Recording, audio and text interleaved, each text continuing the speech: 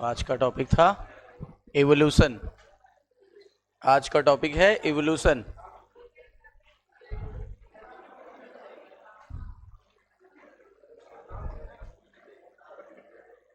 तो इवोल्यूशन का क्या मतलब होता है? इवोल्यूशन का मतलब होता है ऐसी बायोलॉजी जिसमें हम इवोल्यूशन की स्टडी करें, उसे बोलते हैं इवोल्यूशनरी बायोलॉजी। और इवोल्यूशन का मतलब होता है the study of history of life form on earth, यानी पृथ्वी पर जीवन कैसे बना या उसकी उत्पत्ति कैसे हुई, इसी की स्टडी को क्या बोलते हैं? इवोल्यूशन। अब रियली में जो बाकी फालतू का है वो हमने हटा दिया है। जो मेन जहां से क्वेश्चन बनते हैं वो बता रहे हैं। ऑरिजिन ऑफ लाइफ की यहां से क्वेश्चन बनना स्टार्ट होता है। ऑरिजिन ऑफ लाइफ ये यूनिक घटना थी कि नॉर्मल? यूनिक घटना थी। कहां पर यूनिक घटना थी? पृथ्वी पर की यूनिवर्स की हिस्ट्री में। पृथ्वी पर तो थी लेकिन पृथ्वी भाग किसका है? यूनिवर्स का। इसीलिए यूनिवर्स के लिए यूनिक इवेंट था। यूनिवर्स के लिए यूनिक इवेंट का नाम क्या था? तो बताया गया ऑरिजिन ऑफ लाइफ। यूनिवर्स बड़ा है कि छोटा है? यूनिवर्स बहुत बड़ा है, इतना बड़ा कि सोचो ये बोर्ड जितना बड़ा है उसके सामने पृथ्वी इतनी बड़ी है। पृथ्वी उसके सामने बिंदु मात्र है, यानी relatively speaking the earth is safe almost only a speck. Speck का मतलब बिंदु मात्र। क्लियर? यूनिवर्स बहुत पुराना है कि बहुत नया? और पहले वाली एनसीईआरटी में दिया था 20, गलत है। नई वाली एनसीईआरटी लेटेस्ट में दिया है 13.8 बिलियन ईयर ओल्ड। याद करिए, जिसके पास करेक्शन नहीं कर लीजिएगा। तो 13.8 बिलियन ईयर ओल्ड है। और गैलेक्सी जो यूनिवर्स है वो किससे बना हुआ है? बहुत सारी गैलेक्सीज से बना हुआ है। बहुत सारी गैलेक्सी है। जो सबसे चमकदार गैलेक्सी है उसका नाम है मिल्की वेज। मिल्की वेज, जिसको हम बोलते हैं आकाश गंगा। ठीक है? तो ह्यूज क्लस्टर ऑफ गैलेक्सीज का बना होता है। बताइए यूनिवर्स किसका बना है? बहुत सारे गैलेक्सीज के झुंड का। ठीक है? और इन्हीं से मिलकर के यूनिवर्स बना है। और गैलेक्सी में क्या क्या होता है? गैलेक्सी में होता है गैस, क्लाउड ऑफ गैसेस। देखिए, क्लाउड ऑफ गैसेस और स्टार्स और डस्ट, तीन चीजें होती हैं। बताइए गैलेक्सी में क्या क्या है? हमारे यहां बादल है कि नहीं है? तो बादल गैस से ही तो बनते हैं। दूसरा, हमारे यहाँ स्टार दिखते हैं कि नहीं दिखते हैं? धूल वूल है कि नहीं है? है। तो इन तीनों के मिलने से गैलेक्सी बन जाती है। और जो सबसे चमकदार गैलेक्सी वो हमारी है, उसका नाम है मिल्की वेज, आकाश गंगा। ठीक है ना? Milky Way. और अर्थ जो है वो कितना बड़ा है? बिंदु मात्र। अर्थ बिंदु मात्र है। पहले हम यूनिवर्स की स्टडी को करेंगे कि यूनिवर्स कितना पुराना है। तो यूनिवर्स कितना पुराना है? यूनिवर्स जो था 13.8 बिलियन पुराना है। अब हम ये देखेंगे यूनिवर्स बना कैसे। तो इस थ्योरी का नाम है बिग बैंग। बताओ यूनिवर्स को एक्सप्लेन किसने किया? बिग बैंग थ्योरी ने। और ये कहता है कि ऑरिजिन ऑफ यूनिवर्स जो है कैसे हुआ। और ये कहता है, ये बताता है कि एक बहुत बड़ा विस्फोट हुआ। ह्यूज एक्सप्लोजन का मतलब बहुत बड़ा विस्फोट, जिसको आप फिजिकल टर्म में एक्सप्लेन नहीं कर सकते। फिजिकल टर्म में आप उसका सोच भी नहीं सकते। देखो, unimaginable in the physical term. फिर कह रहा है यूनिवर्स फैला। जब कोई चीज विस्फोट होती है तो फैलती है कि सिकुड़ती है? तो यूनिवर्स फैल रहा था। तो तापमान गिरा कि तापमान बढ़ा? कोई भी चीज जब फैलेगी, जहां विस्फोट हुआ वहां तापमान ज्यादा था। जब फैली तो तापमान उसका गिरने लगा। तापमान गिरने लगा, फिर बाद में दो हल्की हल्की गैसेस बन गई, एक हाइड्रोजन और एक हीलियम। एक हाइड्रोजन और एक हीलियम। हीलियम पता इनर्ट गैस है, उसने तो किसी के साथ रिएक्शन किया नहीं। लेकिन हाइड्रोजन कैसी है? हाइड्रोजन जो है वो रिएक्टिव भी है और वो रिएक्शन करेगी आगे चल के। ठीक है? तो कौन सी दो गैस यूनिवर्स में बनी? हाइड्रोजन और हीलियम। तुरंत बनी कि थोड़े समय बाद? जब तापमान गिरा तभी बनी। तापमान ज्यादा था तब नहीं बन पाई, जब तापमान कम हुआ तब बनी। और गैसेस कंडेंस हो गई। जब भी गैसेस कंडेंस होती है कुछ ना कुछ उसको फोर्स चाहिए होता है। यहां पे कौन सा फोर्स लग रहा था? हाँ, हमारे यूनिवर्स में ग्रेविटेशनल फोर्स है कि नहीं है? वो बात अलग है, कहीं कम तो कहीं ज्यादा, और कहीं कहीं तो नहीं है। वो है वैक्यूम, जैसे स्पेस में कहां है ना? लेकिन हमारे ओवर एंड ऑल तो है ना यूनिवर्स के अंदर ग्रेविटेशनल फोर्स। उसी की वजह से गैसेस कंडेंस हो गई और आज की गैलेक्सी बन गई, यानी galaxy of present day of universe बन गई। ठीक है? फॉर्म्ड का मतलब बन गई। In solar system of Milky Ways. देखो हमारी आकाशगंगा का नाम मिल्की वेज जो था उसमें जो सोलर सिस्टम था, ठीक है ना, वो बन गया। और अर्थ जो था वो आज से करीब 4.5 अरब साल पहले बना था। अर्थ की लाइफ बताइए कितनी हो चुकी है? 4.5 अरब साल पुराना है हमारा अर्थ। और जीवन की उत्पत्ति उसके 500 मिलियन ईयर के बाद हुई, 500 मिलियन ईयर के बाद या 0.5 बिलियन ईयर के बाद। याद रखिए दोनों सही है। तो अगर हम जाने कि पृथ्वी इतनी पुरानी है, ठीक है ना, इतने बिलियन ईयर एगो है, तो हमारी जो लाइफ बनी वो 0.5 घटा दीजिए, 4 बिलियन ईयर एगो पहले बनी। पृथ्वी पर लाइफ कब बनी? पृथ्वी बनने के कितने समय बाद बनी? हाँ, और आज से कितने वर्ष पहले? 4 बिलियन ईयर एगो। अरे आज से पूछा गया तो 4 आएगा। जब पृथ्वी के बनने के बाद की बात करें तो पृथ्वी के बनने के बाद 0.5 बिलियन के बाद बनी या 500 मिलियन ईयर आफ्टर बनी। लिखा हुआ देयर वॉज नो एटमॉस्फेयर। जब हमारी पृथ्वी बनी थी तो एटमॉस्फेयर ही नहीं था। लिखा है अर्ली अर्थ पर एटमॉस्फेयर नहीं था, अर्ली अर्थ पर एटमॉस्फेयर नहीं था। पानी भाप बन के उड़ता था, मीथेन गैस थी और कार्बन डाइऑक्साइड था और अमोनिया था। 4 चीजें थी। बताइए क्या क्या था? क्या एटमॉस्फेयर था? पहले नहीं था, बाद में बना। और बना भी तो रिड्यूसिंग की ऑक्सीडाइजिंग। हाइड्रोजन गैस के कारण रिड्यूसिंग था। हाइड्रोजन गैस के कारण कैसा था? तो water vapour, methane, carbon dioxide और अमोनिया ये कहां से निकले? ये ज्वालामुखी के पिघलने से निकले। और कहां पे आ गए? अर्थ के सरफेस पर। बताओ ज्वालामुखी से कौन कौन सी गैसेस निकली? कोई चीज जलती है तो CO2 निकलती है, ठीक है ना। भाप तो निकलेगा ही निकलेगा। अगर कहीं पे हीट पैदा होगी तो भाप तो निकलेगी ही निकलेगी। मीथेन जो है आग आग आग मतलब ज्वलनशील है, आग पकड़ लेती तेजी से। तो बताइए ज्वालामुखी का नाम ही ज्वाला यानी ज्वलनशील, तो ये तो होगी ही होगी। उसके अलावा देखो और क्या था? अमोनिया। अमोनिया भी उसमें निकली। तो ये सब निकली और इसने अर्थ सरफेस को ढक लिया। और यूवी रेस जो था, जो सूरज की रोशनी से निकलता था, उसने पानी को तोड़ दिया। पानी कितने हिस्सों से मिलकर बना है? तो हाइड्रोजन और ऑक्सीजन 2 गैसेस आ गई। अब हाइड्रोजन हल्की थी कि भारी? तो ऊपर यूनिवर्स में चली गई, मतलब हमारे एटमॉस्फेयर से हटके ऊपर चली गई, ठीक है। और H2 लाइट, सॉरी मैं उल्टा बोल गया, नहीं सही बोला था। हाइड्रोजन हल्की होती है ना, तो हाइड्रोजन हल्की थी और ऑक्सीजन भारी थी, नीचे रह गई। और हाइड्रोजन हल्की थी, ऊपर चली गई, ठीक है ना। तो ये एस्केप हो गई, हमारे एटमॉस्फेयर से चली गई। पहले थी, सबसे पहले वैक्यूम था। पहले तो कुछ नहीं था, देखो वैक्यूम था। फिर कैसा हुआ? हाइड्रोजन थी कुछ पलों के लिए, लेकिन हाइड्रोजन हल्की थी तो एटमॉस्फेयर कैसा था? रिड्यूसिंग। बाद में जब उड़ गई तो केवल क्या बचेगा? तो एटमॉस्फेयर कैसा हो गया? ऑक्सीडाइजिंग। आज की डेट पे कैसा है? ऑक्सीडाइजिंग। और ऑक्सीजन ने कंबाइन कर लिया इनके साथ, ठीक है ना, और इनके साथ। और जब कंबाइन करेगा ऑक्सीजन तो ये ऑक्सीडेशन प्रोसेस होगी कि रिडक्शन? अगर ऑक्सीडेशन होती है तो कोई भी ऑर्गेनिक कंपाउंड का ऑक्सीडेशन कराना, CO2 तो बनेगी, वाटर तो बनेगा ही बनेगा, और अदर चीजें भी निकल सकती हैं। बोलिए क्लियर है? तो ये तो आपका वही है, केमिस्ट्री चल रही है यहां तक।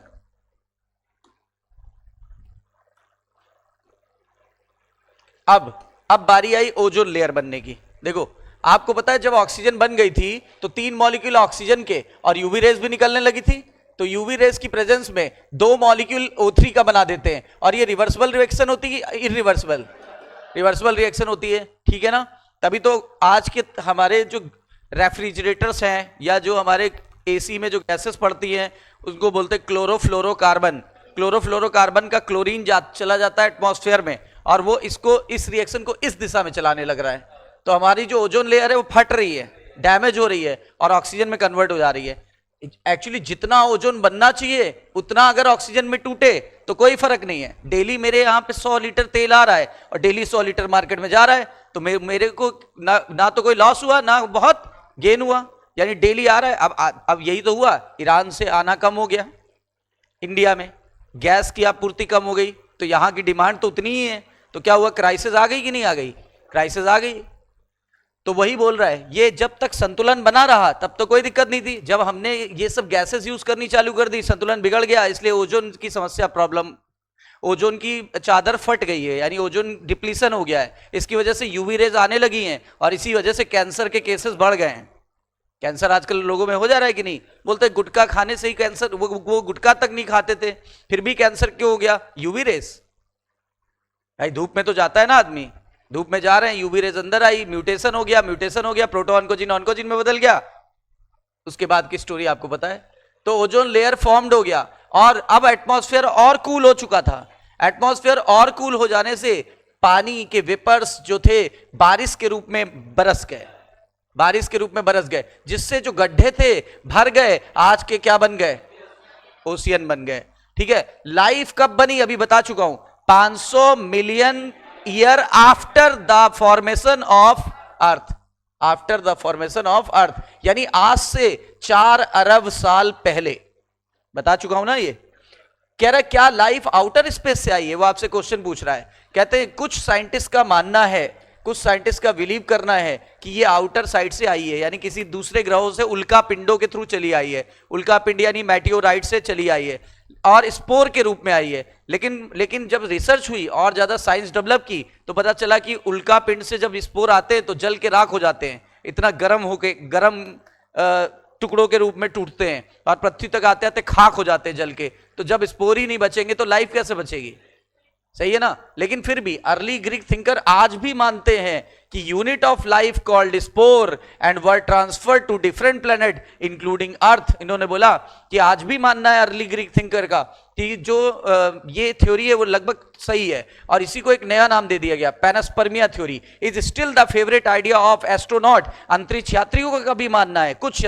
सबका नहीं, कुछ। और इसीलिए तो नासा रिसर्च कर रहा है, इसीलिए तो इसरो रिसर्च कर रहा है, इसीलिए अलग अलग कंट्रीज के स्पेस बनाए गए हुए हैं ताकि दूसरे ग्रहों पे जाके स्टडी कर सकें और ये समझने की कोशिश कर सकें कि लाइफ कैसे बनी है। तो क्या होगा, लाइफ के बारे में और अंडरस्टैंडिंग मिलेगी। पृथ्वी के अलावा किसी ग्रह पे लाइफ है, वो या तो हमसे आगे होंगे या तो सभ्यता में हमसे पीछे होंगे। आगे हैं तो टेक्नोलॉजी शेयर कर लेंगे और पीछे हैं तो हो सकता है वो हमसे डर जाएं, हम पे अटैक कर दें। जब आदमी का दुश्मन है करंटली तो वो हमसे नहीं डर जाएंगे, वो तो उनको तो हम लोग जानते ही नहीं। यहाँ तो सब एक दूसरे को जानते हैं, ये यूएस के प्रेसिडेंट है, ये वहां के प्रेसिडेंट है, वहां के वो कहाँ के प्रेसिडेंट है, ना जगह का पता है ना अता पता है कुछ। For long time it was also believe that life come out from decaying and rotting matter like straw, mud etcetera. कुछ का मानना था लाइफ अपने आप कीचड़ में पनप गई है, अपने आप पनप गई, मतलब स्पॉन्टेनियस थ्योरी। कौन सी थ्योरी, स्पॉन्टेनियस जनरेशन थ्योरी। और ऐसा माना जाता था 21 दिन तक अगर पसीने से भीगी हुई कमीज को रख दिया जाए चोकर के साथ तो चूहे अपने आप पैदा हो जाएंगे। और ऐसा माना भी गया है जहां गंदगी होती है वहां मच्छर मक्खियां पनप जाती हैं। एक्चुअली वो पनप नहीं जाती है, अंडे दे, मदर जो है वो अंडे दे जाती है, अंडों से लार्वा बाहर आ जाते हैं। लार्वा जब बड़े हो जाते हैं तो वो एडल्ट्स में कन्वर्ट होकर हमको मक्खी और मच्छर के रूप में दिखाई देने लगते हैं। यानी बिना लाइफ के लाइफ आना पॉसिबल नहीं है।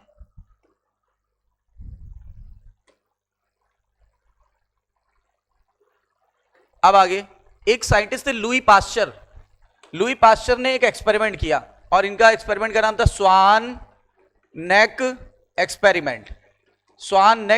इन्होंने क्या किया, एक ऐसे लंबी गर्दन वाला फ्लास्क लिया और उन्होंने इसको हीट कर दिया। यहां पे हीट किया तो इसको ऐसा आकार दे दिया, कैसे, हंस के गर्दन के आकार के। और उसमें क्या किया, उसमें अंदर की तरफ ईस्ट का ब्रोथ रख दिया, यानी ईस्ट का सॉल्यूशन रख दिया और उसके अंदर उसको स्टरलाइज कर दिया। इन्हीं के नाम पे उसको बोलते पास्चुराइजेशन वर्ड सुना है, दूध पास्चुराइज होता है, इन्होंने ही वो प्रक्रिया बताई थी। देखो लिखा है, इन्होंने बताया कि लाइफ जो है केवल पहले की लाइफ से बन सकती है, अपने आप नहीं बन सकती है। यानी स्पॉन्टेनियस जनरेशन थ्योरी को इन्होंने खारिज कर दिया, डिसमिस कर दिया। ठीक है, इन्होंने बताया कि प्री स्टरलाइज फ्लास्क लिया मैंने, प्री स्टरलाइज मतलब इसको बिल्कुल उबाल लिया, इसको गर्म पानी में उबाल लिया, यानी स्टरलाइज कर दिया। उबालने से बैक्टीरिया मर जाते हैं कि जिंदा रहते हैं, मर जाते हैं। अब उन्होंने क्या किया, एक दूसरा फ्लास्क लिया जो ओपन था, ठीक है, 2 लिए, एक ऐसा लिया गर्दन वाला और उसमें किल्ड ईस्ट को डाल दिया, और एक दूसरा फ्लास्क ले लिया जो ओपन था जिसमें एयर जा रही थी। तो new living organism arrows from killed east, जो ओपन वाला था उसमें नए ऑर्गेनिज्म पैदा हो गए थे, जबकि जो ये वाला था, जो स्वान नेक का था, इसमें हवा एयर डायरेक्टली नहीं जा पा रही थी और कॉटन भी लगा रखा था इन्होंने, और पाथ भी कैसा था, जिगजैग। इसकी वजह से क्या हुआ, बैक्टीरिया अंदर नहीं जा पा रहे थे और बैक्टीरिया यहां पनप नहीं पा रहे थे। तो लिखा हुआ है किल्ड ईस्ट में कोई लाइफ पनप नहीं पा रही थी, जो फ्लास्क बेंड था, जिसमें कॉटन लगा हुआ था, लेकिन जो ओपन था वहां पे न्यू लाइफ पनप गई, एरोस फ्रॉम किल्ड ईस्ट। ठीक है ना। स्पॉन्टेनियस जनरेशन थ्योरी डिसमिस यानी खारिज कर दी इन्होंने और पूरी तरह से खत्म हो गई। जबकि ये इनसे पूछा गया बताओ पहली बार लाइफ कैसे बनी, तो ये इनके पास कोई उत्तर नहीं था। बाद में एक साइंटिस्ट आए ओपेरिन फ्रॉम रसिया और हेल्डन फ्रॉम इंग्लैंड, और इंग्लैंड, ये हेल्डन तो इतने ज्यादा इन्फ्लुएंस थे रिसर्च करने के बाद कि वो भारत में स्टैब्लिश हो गए थे, इतने ज्यादा इन्फ्लुएंस थे ये, भारत कई बार विजिट किया इन्होंने। तो ओपेरिन ऑफ रसिया और हेल्डन ऑफ इंग्लैंड, ये इन्होंने मिल करके बताया कि पहली बार जो लाइफ बनी थी वो नॉन लिविंग से बनी थी। वो नॉन लिविंग ऑर्गेनिक मैटर से बनी थी कि इनऑर्गेनिक मैटर? सही बात है। हम वायरस को मान लेते हैं, वायरस में दो ही चीज तो है, उसके कवर को क्या बोलते हैं, किसका बना है? कैप्सिड किसका बना होता है? और उसके अंदर का जेनेटिक मटेरियल किसका बना होता है? या तो डीएनए, और ज्यादातर में क्या होता है, इसीलिए इसका रेट ऑफ म्यूटेशन और लाइफ स्पैन कम। तो देखो लिखा आरएनए और प्रोटीन का जिक्र कर रहा है। आरएनए प्रोटीन एसेक्टर का मतलब हो सकता है कुछ में म्यूकोपॉलीसेकेराइड कोड भी हो। फिर कह रहा है that formation of life was preceded by the chemical evolution. उन्होंने बोला ये जो इवोल्यूशन हुआ, ये कौन सा इवोल्यूशन हुआ? Chemical evolution. केमिकल इवोल्यूशन का मतलब होता है इनऑर्गेनिक मॉलिक्यूल से ऑर्गेनिक मॉलिक्यूल का बनना। पृथ्वी पे जो इनऑर्गेनिक मॉलिक्यूल थे, समुद्र में जो इनऑर्गेनिक मॉलिक्यूल थे, उससे ऑर्गेनिक मॉलिक्यूल पहले बने, फिर उस ऑर्गेनिक मॉलिक्यूल से लाइफ बनी, उसको बोलते हैं कौन सा? Organic evolution. नहीं, पहला हो गया कौन सा? केमिकल इवोल्यूशन, और बाद में ऑर्गेनिक इवोल्यूशन या बायोजेनेसिस। इन्हीं के एक्सपेरिमेंट को प्रूव किया था स्टैनले मिलर और यूरे। मिलर का एक्सपेरिमेंट बोलते हैं, ये मिलर का एक्सपेरिमेंट है। उन्होंने क्या जो जो इन्होंने बताया वो इन्होंने प्रूफ करके दिखाया। ये थ्योरी दी थी इन्होंने थ्योरी दी थी और इन्होंने उसको प्रूफ कर दिया। जैसे क्रोमोसोमल थ्योरी बोवेरियन सटन ने दी थी, प्रूफ किसने करा? T H Morgan, Thomas Hunt Morgan. तो इन्होंने क्या किया, एटमॉस्फेयर में वही चार चीजें ले ली, मीथेन, अमोनिया, वाटर और हाइड्रोजन। सही है। और यहां पे इन्होंने समुद्र को की जगह बॉइलिंग वाटर ले लिया, और उस समय कोई एटमॉस्फेयर नहीं था, शुरुआत की बात कर रहे हैं, तो वैक्यूम क्रिएट कर दिया। फिर इन्होंने यहां से पानी, बारिश हुई थी ना, बारिश हुई थी तो पृथ्वी पे आई थी, तो देखो यहां पर गैसेस को कंडेंस कर दिया। एक जगह से ठंडा पानी डालते हैं, एक जगह से गर्म पानी निकलता है, तो कोई भी गैस लिक्विफाइड हो जाती है, आपने देखा ही होगा, गैस लिक्विफाइड हो जाती है। ये गैस लौट के यहां पर आई और यहां मिला दिया इन्होंने, यानी कि जो यहां से वेपर उड़े थे वो यहीं पे वापस आ गए, लेकिन जब उड़े थे तो नॉर्मल थे। यहां पर चूंकि बिजली कड़कती और गरजती थी, तो यहां पर इन्होंने इलेक्ट्रोड ले लिए जो कि बहुत ज्यादा वोल्टेज पे रखे गए थे, और इसीलिए इनके इस एपरेटस का नाम था स्पार्क डिस्चार्ज एपरेटस। अब इन्होंने यहां पर जब ये जब रिएक्ट किया आपस में, तो जब ये लिक्विफाइड हुआ तो इन्होंने एक टोटी से, एक टैप से, लिखा हुआ ना liquid water in trap, liquid water को ट्रैप कर लिया इन्होंने, और उसके अंदर क्या पाया? पानी ही नहीं था, पानी के साथ साथ क्या था? यही तो बताया था कि ऑर्गेनिक कंपाउंड बन जाता है। इनऑर्गेनिक से क्या बन गया? ऑर्गेनिक। इनऑर्गेनिक से क्या बन गया? ऑर्गेनिक। ये प्रूफ किसने किया? स्टैनले मिलर और यूरे ने। कब किया था? 1953। ये वही ईयर है जब जॉर्ज पैलेट ने ऑब्जर्व किया था किसको? राइबोसोम को। और ये वही ईयर है जिसमें वाटसन एंड क्रिक ने थ्योरी दी थी। डबल हेलिक्स मॉडल किस पर बेस्ड था? X ray diffraction data produce by Wilkinson and Franklin. ठीक है। कंडीशन ऑफ अर्थ क्या था? हाई टेम्परेचर था, वोल्केनिक स्टॉर्म, ज्वालामुखी फट रहे थे। ठीक है। रिड्यूसिंग एटमॉस्फेयर था, और मीथेन था, अमोनिया था। ठीक है ना। और यहां वैम करके याद कर लो, WHAM। वाटर था, हाइड्रोजन था, अमोनिया था, मीथेन था। ठीक है ना। सारे एक एक के रेशियो में लिए, सारे दो दो के रेशियो में लिए थे। अमोनिया काफी रिएक्टिव है तो एक के रेशियो में लिया था। ठीक है। 1953 में स्टैनले मिलर अमेरिकन साइंटिस्ट थे, उन्होंने सिमिलर कंडीशन पैदा कर दी। कहां पे? लेबोरेटरी में। और फिगर 6.1 जो दिखा चुका हूं, उन्होंने बताया इन्होंने इलेक्ट्रिक डिस्चार्ज एक क्लोज फ्लास्क में कराया, और ये सारी गैसेस वैम, WHAM, कितने तापमान पर रखा? ठीक है ना। और इन्होंने 75,000 वोल्ट का करंट ले गया था। कितना? 75,000 वोल्ट। और इन्होंने अमीनो एसिड बना के दिखाया। इन्होंने कौन कौन से अमीनो एसिड बनाए थे? ग्लाइसिन और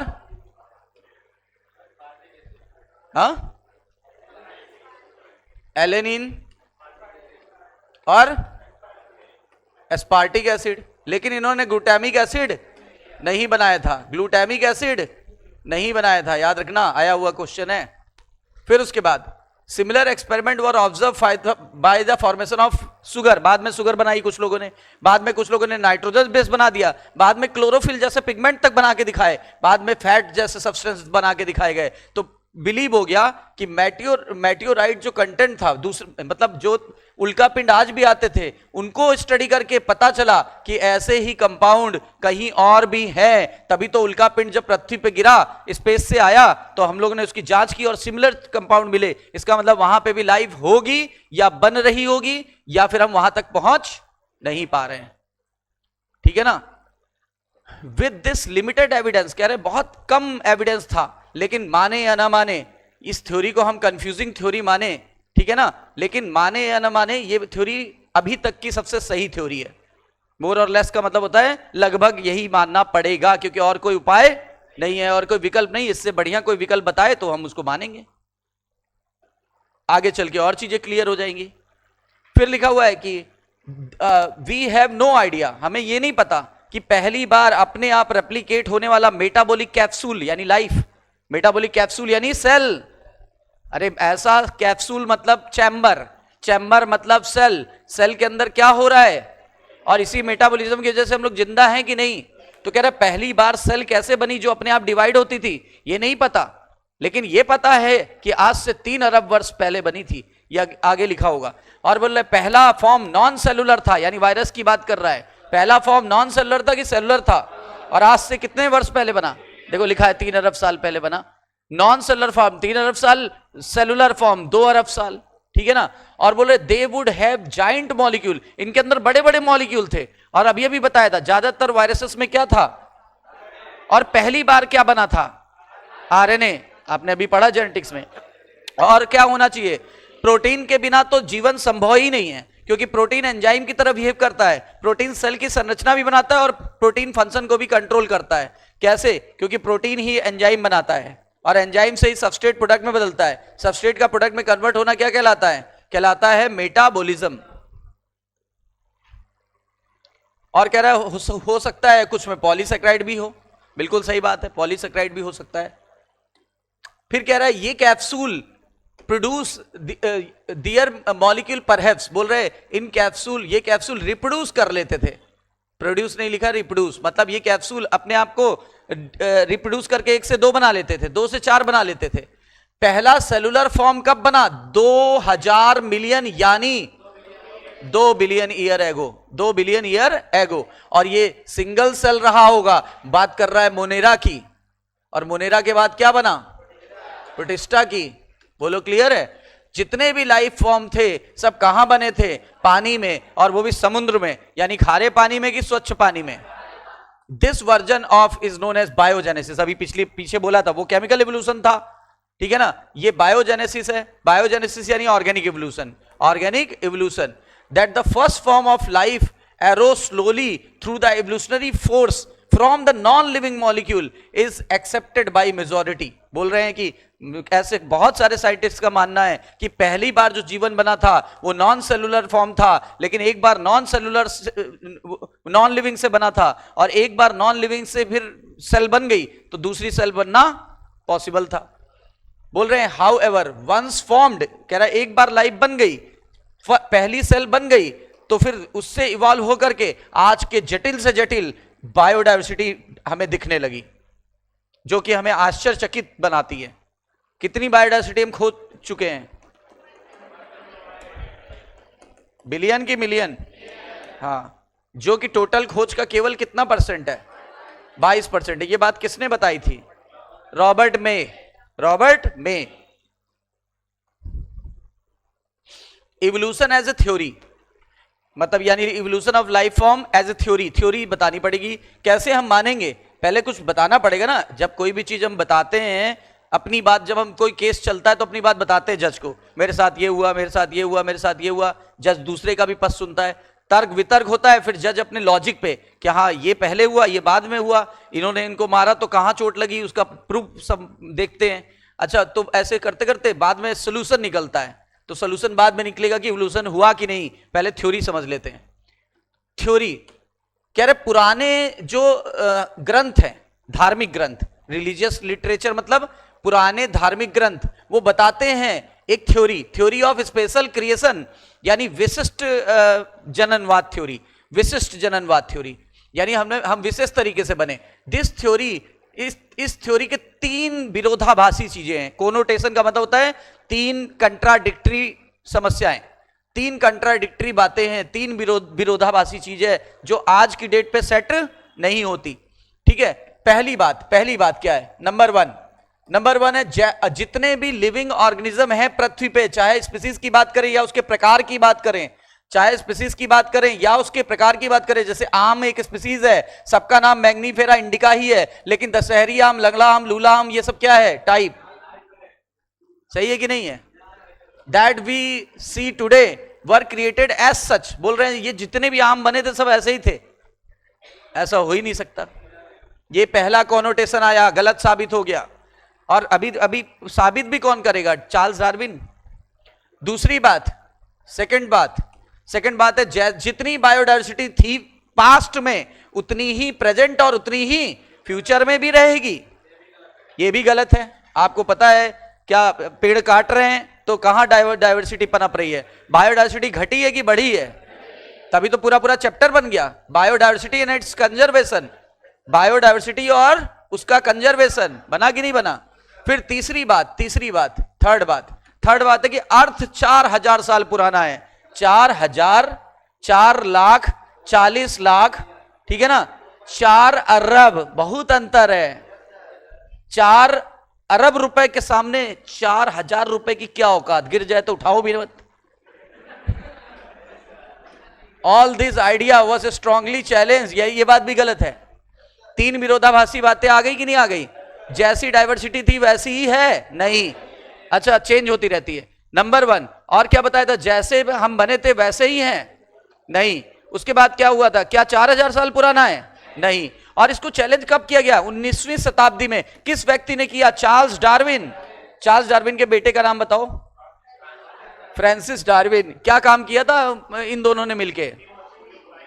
इन दोनों ने मिलके पहली बार फोटोट्रॉपिक मूवमेंट को खोजा था, लेकिन ऑक्सीजन का कोई प्रूफ नहीं दे पाए थे।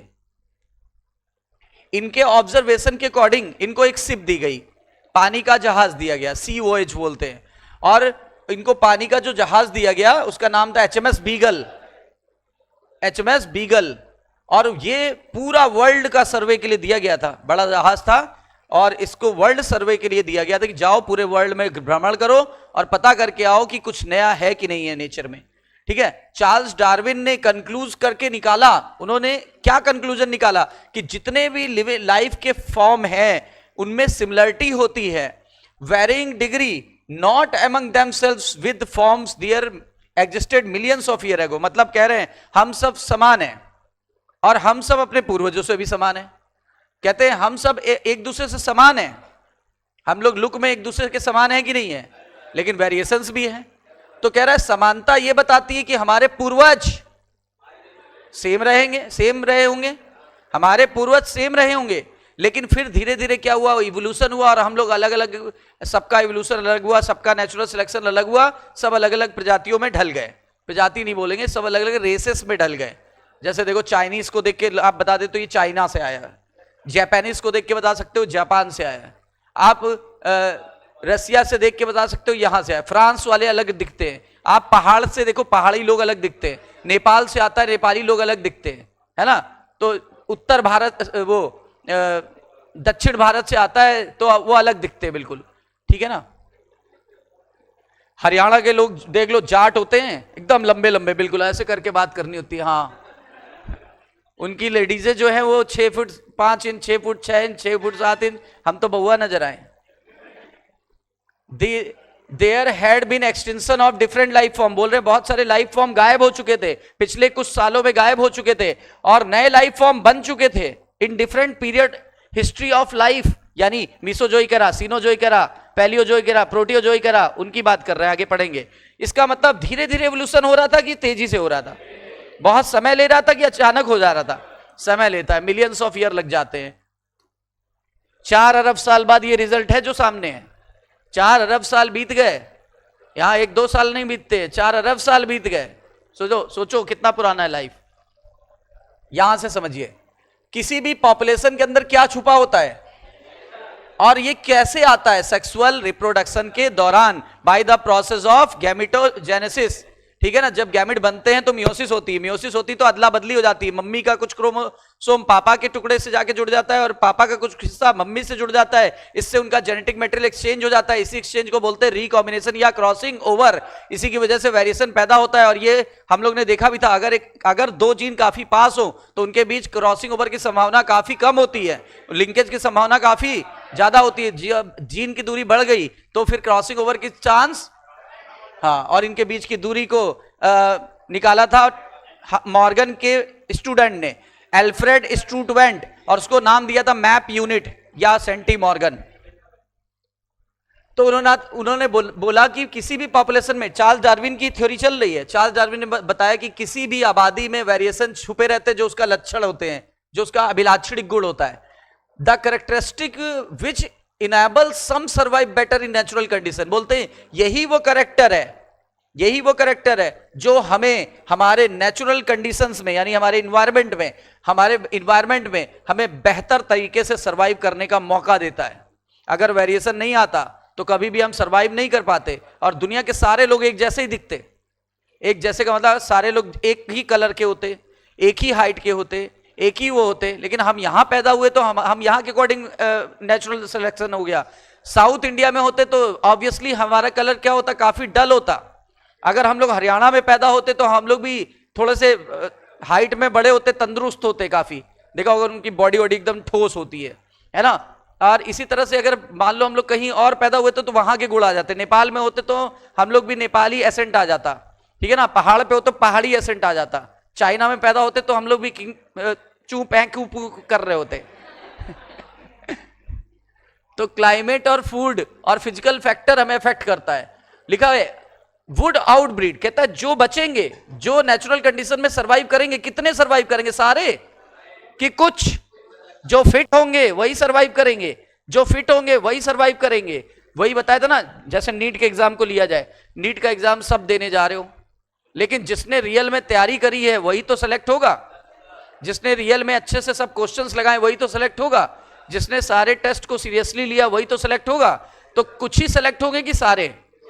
वो सेलेक्ट होंगे जो दूसरों से डिफरेंट हो गए, जो फिट है, जो नीट के लिए फिट है वही सेलेक्ट होंगे। इसी को बोलते हैं नीट का सिलेक्शन, और इसी को अपने ऊपर अप्लाई कर लो तो नेचर यही काम कर रही है, इसको बोलते हैं नेचुरल सिलेक्शन। हम में से जिनके अंदर वेरिएशन आ गया, ऐसा वेरिएशन आया ताकि हम उस एटमॉस्फेयर में अपने आप को ढाल सकें, तो जब अगर हम ढल जाएंगे समझ लो हमारा क्या हो गया, नेचुरल सिलेक्शन। लिखा हुआ है वो आउटब्रीड करेंगे, जो बचेंगे वो आउटब्रीड करेंगे, और जो नहीं बचेंगे वो गायब हो जाएंगे नेचुरल कंडीशन में। दूसरे शब्दों में fitness of the individual of population, मतलब नेचर किसको सेलेक्ट करती है? जो फिट होती है। सिलेक्शन किसका होता है? जो फिट होता है, ठीक है ना। जो अनफिट होगा वो वैसे रिजेक्ट हो गया, ठीक है। The fitness according to Darwin is ultimately reproductive fitness, not physical fitness. Only लगा दिया है, इसको आर से करते हैं, और आर बराबर बर्थ माइनस डेथ, याद करो पॉपुलेशन में पढ़ा था, ठीक है। और जिनकी रिप्रोडक्टिव फिटनेस अच्छी होती है वो बेटर फिट हो जाते हैं इन्वायरमेंट में, और ज्यादा से ज्यादा बच्चे पैदा करने लगते हैं, क्योंकि उनके अब देखो बर्थ रेट ज्यादा हो गया ना डेथ रेट से, तो आर वैल्यू बढ़ी, मतलब बर्थ रेट डेथ रेट से ज्यादा है, यानी वो उनकी जन्म दर बढ़ गई, मृत्यु दर घट गई, जन्म दर बढ़ गई, आर वैल्यू बढ़ गया, यानी वो ज्यादा से ज्यादा पॉपुलेशन में अपनी आबादी छोड़ेंगे, ठीक है। देयरफॉर विल सर्वाइव, यानी बहुत ज्यादा सर्वाइव कर जाएंगे, कहां पर? नेचर में। मतलब क्या हो गए?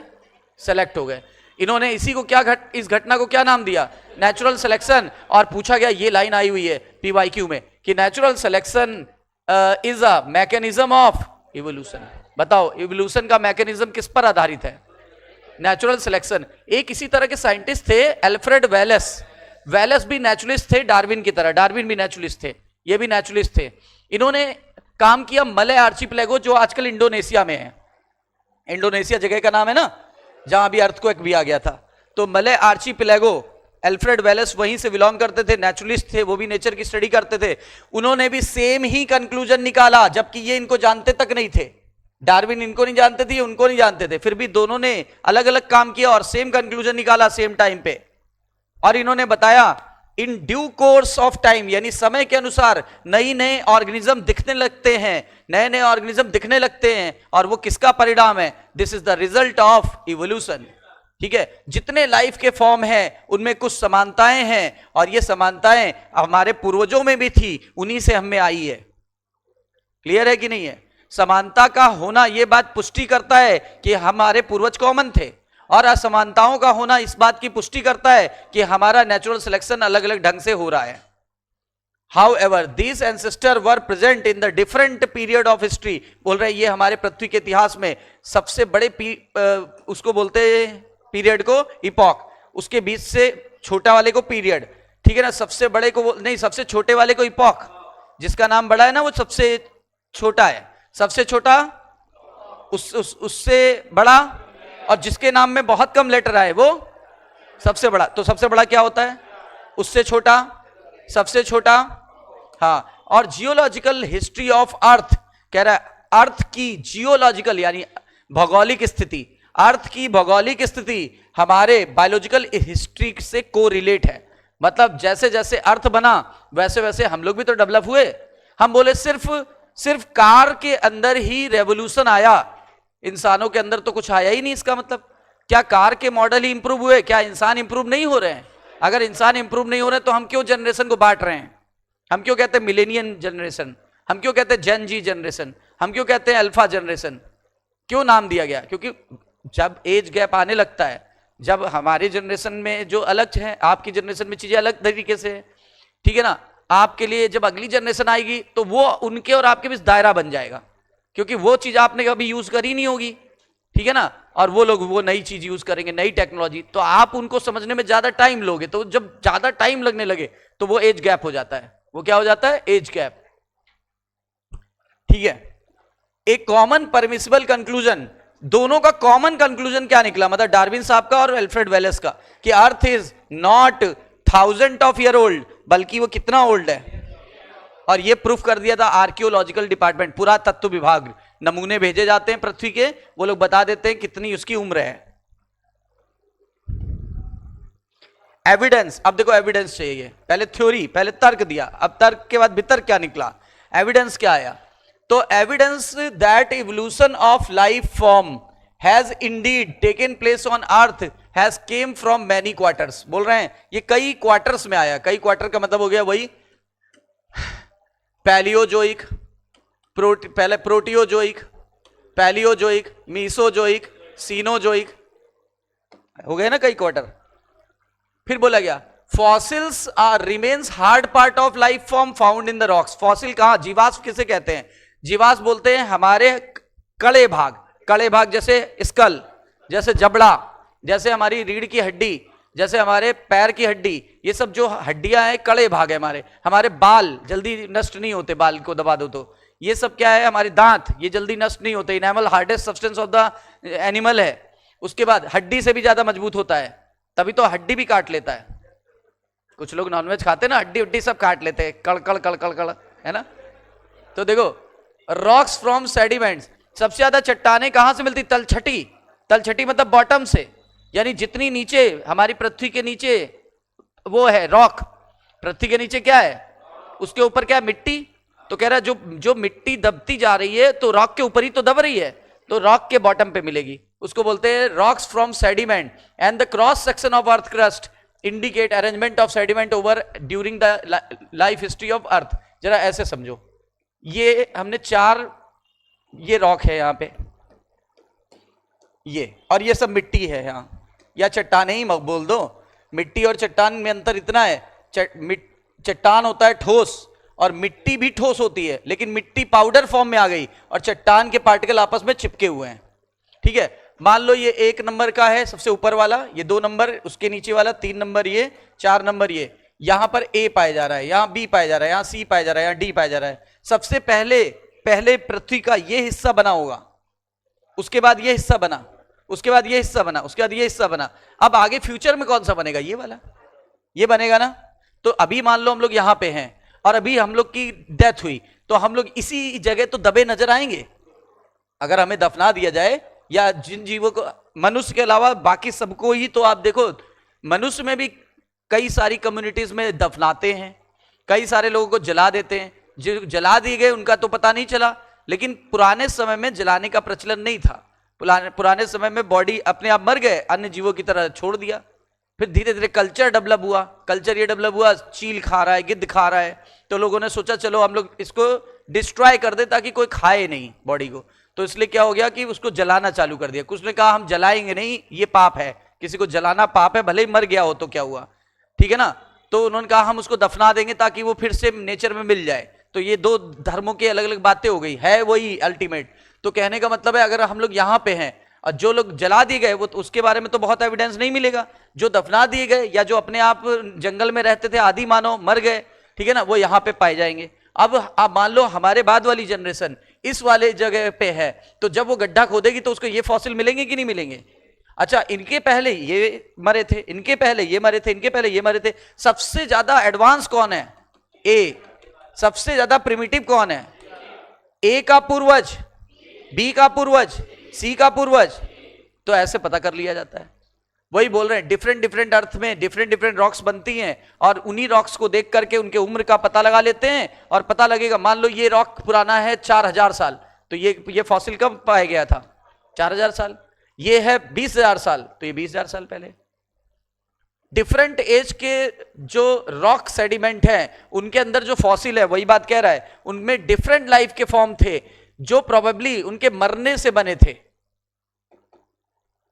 बोलो, मरने से ही तो बने थे, जीवाश्म तो मरने से ही बनते।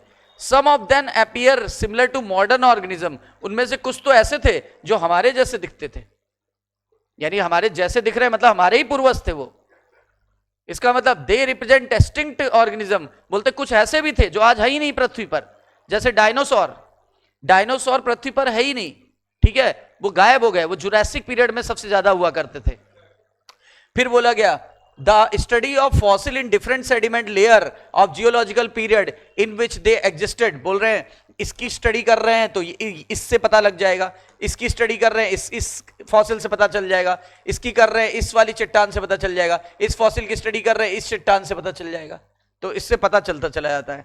और स्टडी से ये पता चलता है कि लाइफ के फॉर्म में वेरिएशन होता रहा समय के अनुसार, ठीक है, लाइफ के अकॉर्डिंग वो समय के अनुसार लाइफ में परिवर्तन होने लगा और नई नई लाइफ बनती चली जा रही थी डिफरेंट टाइम में। ऐसा हमें दिख रहा था अर्थ पर।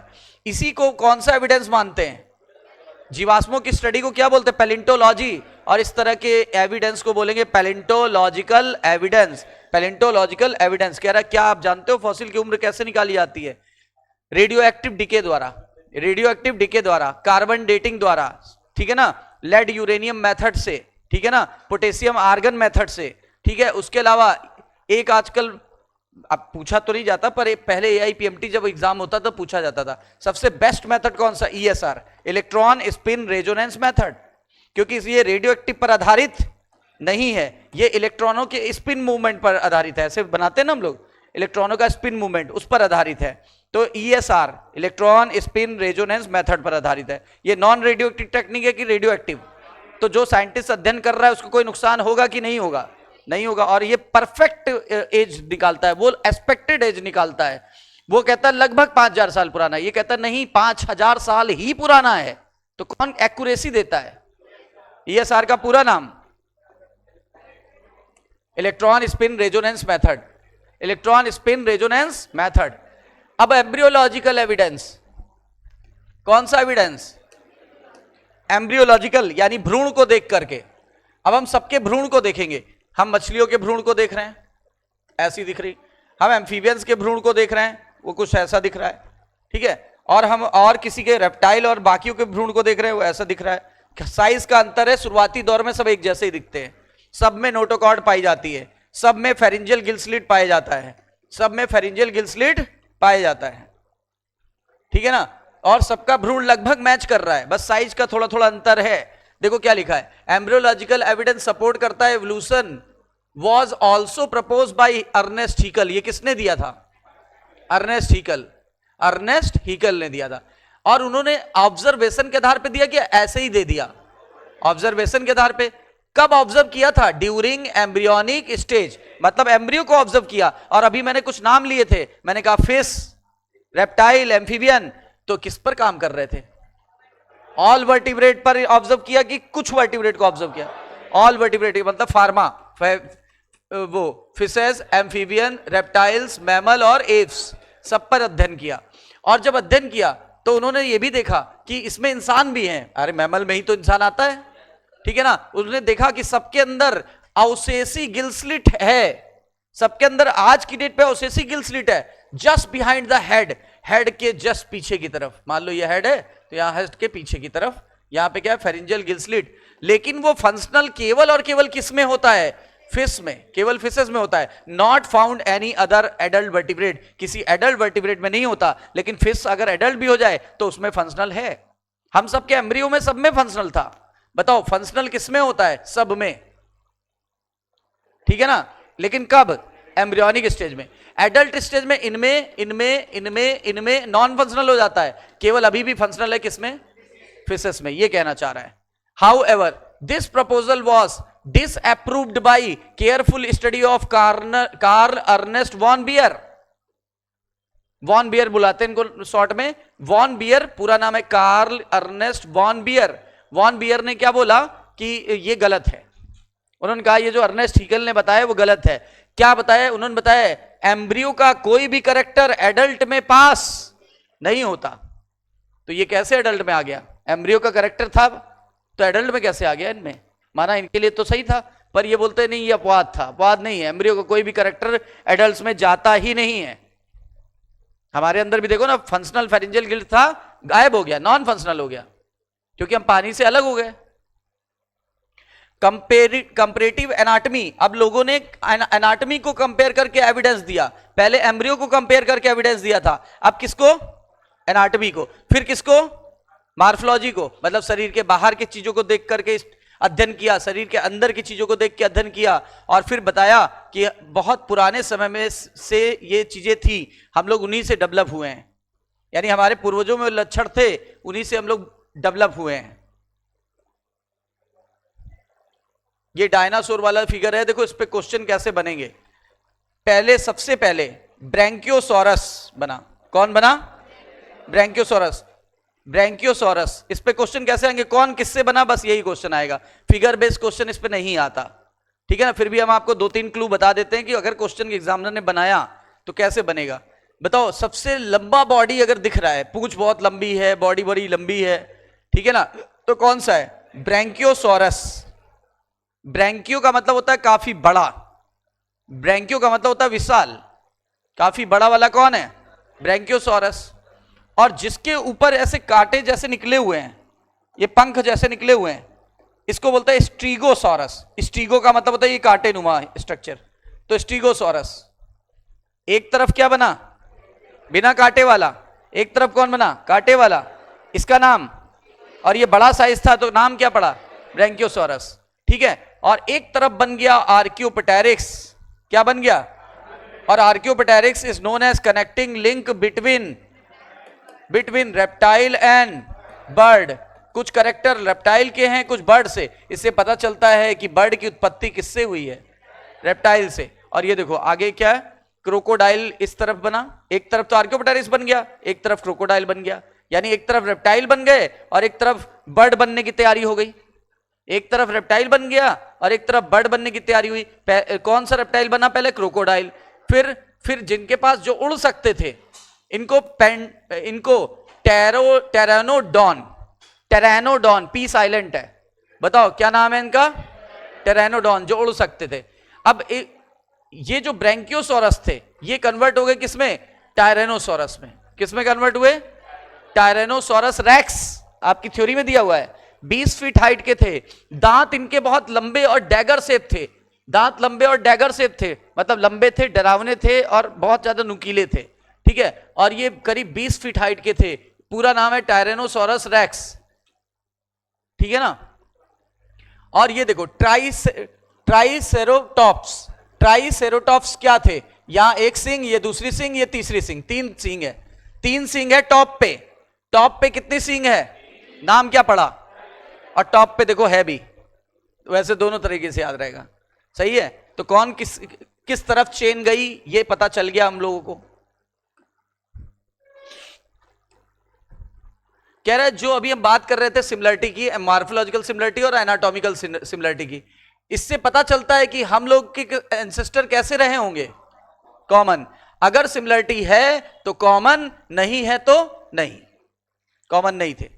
कह रहा एग्जाम्पल के लिए वेल, बैट, चीता और ह्यूमन, सबके 4 लिम्ब की बोन को देखा जाए, सब में वही बोन होंगी, ह्यूमरस, रेडियो अल्ना, उसके बाद ये टार्सल, कार्पल, मेटाकार्पल, उसके बाद फेलिंजेस, सब में वही होगी, लेकिन सभी का 4 लिम्ब अलग अलग कार्यों के लिए अडेप्टेड हो गया, इसलिए वो अलग अलग आकृति ले लिया उसने, ठीक है ना। लेकिन अंदर का एनाटॉमी कैसी है, सेम है। तो देखो लिखा है 4 लिम्ब की जो पैटर्न है बिल्कुल सेम है, और फंक्शन भले ही डिफरेंट हो, यानी origin same function different, origin same function different. और लिखा है क्योंकि इनके अंदर सिमिलर एनाटॉमी है, सिमिलर एनाटॉमी ये बताती है कि हमारे पूर्वज कैसे रहे होंगे, समान, और हम जरूरत के अकॉर्डिंग अपने अपने चीजों को हमने अडेप्ट करके बदल दिया।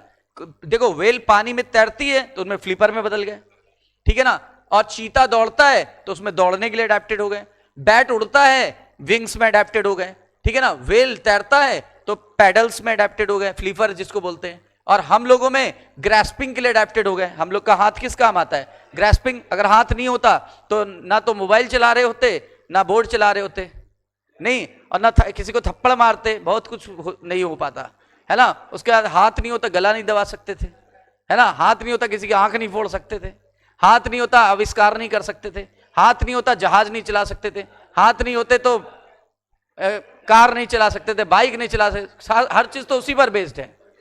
हाथ नहीं होता हम लोग लिख नहीं सकते थे, है ना, मतलब खोज ही नहीं होती, क्योंकि हाथ जब फ्री ही नहीं थे तो हम लोग भी एक ही काम करते, इधर से उधर दौड़ा करते, चला करते, भोजन की तलाश करते, है ना। तो देखो ह्यूमरस है सबके पास, रेडियस है, अल्ना है, कार्पल है, मेटाकार्पल और फेलेंजेस है। कहां पे 4 लिम्ब की बात चल रही है, हिंड लिम्ब की बात चल रही है। इसका मतलब in these animal the same structure developed into different direction to adaptation of different need.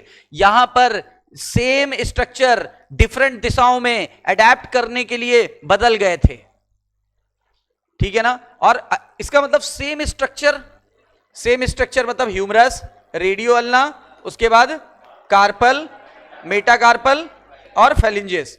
अब ये सब सेम थे, लेकिन वेल में अलग तरीके से दिखने लगे, हम लोग में अलग तरीके से, चीता में अलग तरीके से, बैट में अलग तरीके से। सबका जो एनाटॉमी है सेम, लेकिन सबकी जरूरतें क्या हैं, डिफरेंट, क्योंकि डिफरेंट जगह पे हमें अडेप्ट होना पड़ा। किसी को पानी में, किसी को हवा में उड़ने के लिए, किसी को दौड़ने के लिए, तो किसी को अन्य काम करने के लिए। हम सबसे बड़ा इवोल्यूशन का श्रेय जाता है इंसानों को हैंड का फ्री होना और ब्रेन का डेवलप होना। दो बातें, हैंड का फ्री होना, ब्रेन का डेवलप होना। अच्छा हाथ फ्री हो गए लेकिन ब्रेन डेवलप हुआ ही नहीं तो क्या हम कर पाते, हम लोग भी अन्य जानवरों की तरह इधर उधर बस खड़े होके चलते और क्या, नहीं। तो ये बात क्लियर हो गई। इसीलिए इसको देखो डाइवर्सिटी दिख रही है कि कन्वर्सिटी, तो डाइवर्जेंट इवोल्यूशन बोलेंगे कन्वर्जेंट इवोल्यूशन। और इस तरह के स्ट्रक्चर या ऑर्गन को क्या नाम दें, होमोलोगस। और होमोलोगी किसको इंडिकेट करती, कॉमन एंसेस्ट्री को, कॉमन एंसेस्ट्री को। अदर एग्जांपल है इसका हम लोगों का हार्ट और हम लोगों का ब्रेन। हम लोग कौन, वर्टिब्रेट का हार्ट और वर्टिब्रेट का ब्रेन भी होमोलोगी में आता है कि नहीं आता है। डाइवर्जेंट इवोल्यूशन का एग्जांपल बनेगा कि नहीं बनेगा, बनेगा।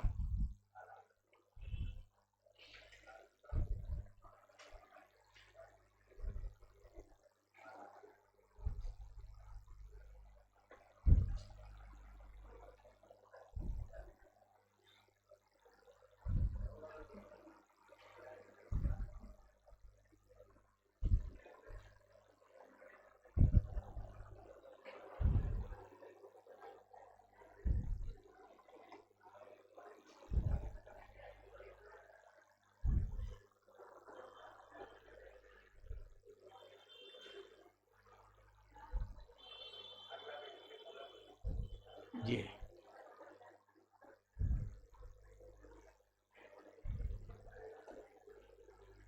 तो ये देखो, ये उसका एग्जांपल है बोगेनविलिया और कुकुरबिटा। ये होमोलोगी का एग्जांपल है कि एनालोगी का। और ये अभी पढ़ के आए हैं, ये एनिमल का एग्जाम्पल है। देखो सबकी हड्डियां सेम है लेकिन सबने अलग अलग आकृति ले ली।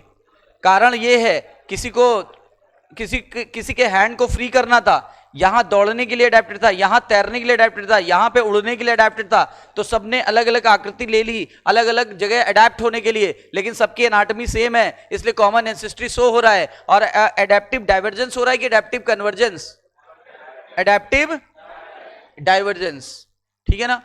यहां देखिए, यहां क्या हुआ, बोगेनविलिया और कुकुरबिटा की बात कर रहे हैं। क्या समानता है इन दोनों में? ये दोनों ही सेम एक्सिलरी बड से बने हैं। बोगेनविलिया के कांटे और कुकुरबिटा का जो ये टेंड्रिल है स्प्रिंग जैसा, दोनों सेम एक्सिलरी बड से बने हुए हैं, ठीक है ना। इसका मतलब दोनों की ऑरिजिन सेम है और फंक्शन क्या है, डिफरेंट। एक का काम है चरने वाले जीवों से बचाना और दूसरे का काम है क्या, सहारा पाके ऊपर चढ़ जाना। प्लांट ऑल्सो, प्लांट के अंदर देखो थॉर और टेंड्रिल वाला एग्जांपल दे दिया है, बोगेनविलिया एंड कुकुरबिटा, ये भी होमोलॉगी का एग्जांपल है, अभी फिगर दिखा दिया। Homology is based on divergent evolution की कन्वर्जेंट बार बार बोल रहा है, जबकि एनालॉगी बिल्कुल उल्टा है, एग्जैक्टली अपोजिट। मतलब अभी तक क्या बोल रहे थे, सिमिलर ऑरिजिन और डिफरेंट फंक्शन। अब क्या बोले, डिफरेंट ऑरिजिन और सेम फंक्शन। बोलो सही है? लिखा है जैसे wing of butterfly and wing of bird. आप देख लो बटरफ्लाई इनवर्टिब्रेट है कि वर्टिब्रेट? जबकि आप बताओ बर्ड कैसा है, बर्ड है वर्टिब्रेट। बटरफ्लाई कैसी है, इनवर्टिब्रेट की वर्टिब्रेट? जबकि बर्ड बताओ कैसा है? दोनों एक जैसे ही दिख रहे हैं लेकिन क्या है, दोनों सेम है। एक क्या है, एक वर्टिब्रेट है कि इनवर्टिब्रेट, और दूसरा क्या है? हाँ, तो दोनों की एनाटॉमी सेम है कि अलग अलग? दोनों की एनाटॉमी सेम है कि अलग अलग? तो इनकी एनाटॉमी डिफरेंट हो गई, मतलब इनके पूर्वज भी डिफरेंट हो गए। इनके एनाटॉमी डिफरेंट मतलब पूर्वज भी डिफरेंट, ठीक है ना। लेकिन इनकी जरूरतें सेम है, इनकी जरूरतें सेम है। ऐसा सोचो ना, एक व्यक्ति एक मेडिकल कॉलेज मान लो जीएसवीएम है ये कानपुर का मेडिकल कॉलेज का नाम गणेश शंकर विद्यार्थी मेडिकल कॉलेज जीएसवीएम। यहां इस जीएसवीएम में केवल क्या यूपी के ही स्टूडेंट होंगे? केवल कानपुर के ही होंगे? केवल क्या इलाहाबाद के ही होंगे? क्या केवल बनारस के ही होंगे? नहीं, अन्य जगहों से आए हुए होंगे। देखो कोई सेलेक्ट होके आया होगा प्रयागराज से, कोई सेलेक्ट होके आया बनारस से, कोई सेलेक्ट होके आया दिल्ली से, कोई सेलेक्ट होके आया कहां पे, मुंबई से, कोई सेलेक्ट होके आया कहां से, साउथ इंडिया से। उनको यहां पे रैंक मिल गई, उनको काउंसलिंग में ये अलॉट हो गया, ले लिया उन्होंने। अब बताओ सब अलग अलग जगह से आए हैं कि एक जगह से? तो सब अलग अलग जगह से बिलोंग कर रहे हैं, ठीक है ना। उनके पूर्वज कॉमन नहीं थे लेकिन उनकी जरूरत सेम थी। क्या? कॉलेज में पढ़ के डॉक्टर बनना, आवश्यकताएं सेम थी, इसलिए उनको आना पड़ा। ये क्या है, ये एक तरह का एनाटॉमी, वो एनालॉगी तो है, एनालॉगी। तो देखो लिखा है वो सब सेम नहीं थे लेकिन उनकी जरूरतें कैसी थी, same. Hence analogy structure are result in convergent evolution की डाइवर्जेंट? डाइवर्जेंट का उल्टा होमोलॉगी का उल्टा एनालॉगी, ठीक है। और डिफरेंट स्ट्रक्चर इवॉल्व हो गए थे कि क्या करने के लिए? डिफरेंट स्ट्रक्चर इवॉल्व हो गए थे सेम फंक्शन को करने के लिए, ठीक है। Other example of analogy of I of octopus and I of mammal. हमारी आंखें और ऑक्टोपस की आंखें दोनों के ऑरिजिन अलग अलग है। वो इनवर्टिब्रेट है ऑक्टोपस, मोलस्का में आता है, और हम लोग क्या है, वर्टिब्रेट मैमेलिया में आते हैं। तो सोचो हमारी ऑरिजिन इनकी ऑरिजिन कैसे सेम हो सकती है? लेकिन दोनों का कार्य एक ही है, क्या? हाँ। और फ्लिपर ऑफ पेंगुइन और फ्लिपर ऑफ डॉल्फिन, दोनों में अंतर है। पेंगुइन है बर्ड और डॉल्फिन है क्या, मैमल। डॉल्फिन है मैमल और पेंगुइन है बर्ड। लेकिन इसका फ्लिपर जो है, ठीक है ना, ये पेंगुइन तैरता ही नहीं है, बर्फ पे रहता है, सुना होगा। उसके बाद डॉल्फिन में क्या, तैर रहा था, लेकिन फ्लिपर दोनों में एक ही काम के लिए अडेप्ट हुए होंगे। जब बर्फ गलती है तो तैर भले ना पाता हो पर वो अपने आप को किनारे पे ले आता है खिसका के, ठीक है। One can say that similar habitat, कह रहा सिमिलर हैबिटेट के कारण ये सिलेक्शन हुआ था और इसीलिए अडेप्ट कर गया, different group of organism adapt कर गए, क्या काम करने के लिए, सेम काम करने के लिए, सेम काम करने के लिए डिफरेंट ग्रुप अडेप्ट कर गए, इसीलिए इसको बोलेंगे एडेप्टिव कन्वर्जेंस। और इसका एग्जांपल क्या था, प्लांट का एग्जांपल है sweet potato and potato. Sweet potato क्या है, शकरकंद, शकरकंद क्या है, जड़ और रेडिकल से राइज होगी। और आपका पोटैटो क्या है, आलू, आलू किससे राइज होता है, हाँ तो आलू राइज होता है प्लूमूल से। तो दोनों की ऑरिजिन डिफरेंट लेकिन फंक्शन सेम। अब आगे देखिए, in the same line of argument similarity in the protein and gene. कहते हैं सबका जीन डीएनए का बना है, बोलो भाई, और सबके जीन के अंदर सूचना भरी है, और सबके अंदर क्या बनाने की सूचना भरी है, प्रोटीन।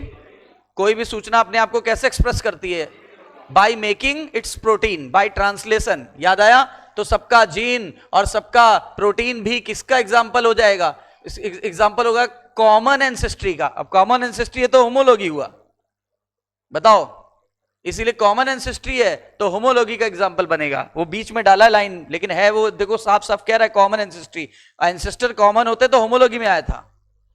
और इसी तरह सबका खून, बायोकेमिकल बोल रहा हूं, खून बायोकेमिकल में आएगा कि नहीं, सबके अंदर का जो खाना पीना है वो सब कुछ सेम है कि अलग अलग, सबको ऊर्जा खाने से ही मिलती कि पेट्रोल पीने से, खाने से ही मिलेगी ना। तो इसका मतलब सबका बायोकेमिकल कैसा है, सेम। तो उनके जो एंसेस्टर थे वो भी कैसे रहे होंगे, सेम। अगर हम सबका खाना सेम है, पूरी पृथ्वी पे जो भी एनिमल हैं उनका खाना सेम है, इसका मतलब हमारे पूर्वज कभी सेम रहे होंगे, तभी तो हम सबका खाना वही है। सबको ग्लूकोज से ही एनर्जी मिलेगी, सबको लिपिड से ही मिलेगी, सबको प्रोटीन से ही मिलेगी, भले प्रोटीन से ना के बराबर मिलती पर मिलती है। और कह रहा है ये सब कॉमन एंसेस्ट्री को शो कर रहा है, मतलब ये कौन से इवोल्यूशन को शो कर रहा है, डाइवर्जेंट की कन्वर्जेंट। इसीलिए ये पैरा ही अलग लिखा है इन्होंने, इसीलिए पैरा ही अलग लिखा है। देख लो होता क्या है ना, बीच में डाल दिया इन्होंने याद दिलाने के लिए। अब देखो मैन ने लगातार सेलेक्टेड प्लांट बनाए हैं, ठीक है ना, और एनिमल बनाए हैं। हम लोग ने सेलेक्टेड ब्रीडिंग से प्लांट और एनिमल बनाए हैं। बताओ जितने भी हम लोग ने पौधे बनाए, क्या नेचर ने बना के भेजे थे? क्या जो आलू हमारे पास है, क्या वो एक ही वैरायटी है कि हजारों टाइप के आलू है?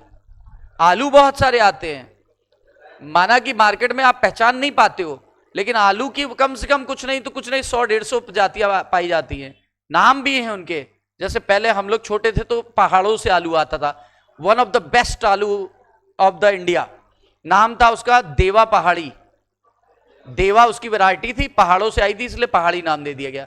और वो आलू इतना टेस्टी होता था, बहुत सटीक होता था, और वो गलता नहीं था बहुत। जैसे कुछ आलू गल के एकदम स्मैश कर जाते हैं, कुछ आलू ऐसे भी होते हैं जो पता है आप उसको जरा सा भी हाथ लगाओ फुस